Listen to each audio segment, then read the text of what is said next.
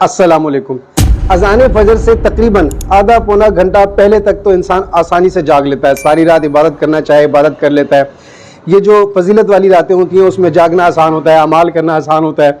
कोई महाफिल हो मिलाद की, कोई इस तरह की जो इबादत की रातें हों, अच्छे काम हो, नेक काम करने में सारी सारी रात गुजार लेता है, शब्बेदारियाँ कर लेता है, मजालिस अटेंड कर लेता है, सब कुछ आसानी से कर लेता है। लेकिन ये जो अज़ान फजर से पहले का जो 1 घंटा होता है, ये जो दौरानिया होता है, इस दौरान नींद का बड़ा गलबा होता है। इस वक्त सारी रात जागने वाला भी जो शब्बेदारी करता है या इबादत में मशगूल रहता है, ये वो वक्त होता है कि जागना बड़ा मुश्किल होता है और इंसान को नींद आ जाती है।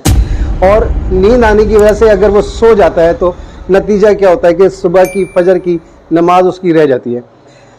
ऐसी तमाम इबादत या ऐसे वो तमाम आमाल जिनका यकीनन बहुत ज़्यादा सवाब होता है, वो तमाम आमाल मुस्तहबात हों, लेकिन उनकी वजह से अगर फ़राइज़ रुक जाते हैं, वाजिबात रुक जाते हैं, तो उसके बारे में मौला मुत्तक़ियान मौला इमाम अली अलैहिस्सलाम नहजुल बलागा की हिकमत 279 में फरमाते हैं, जब मुस्तहबात फ़राइज़ में सद्दे राह हों तो उन्हें छोड़ दो।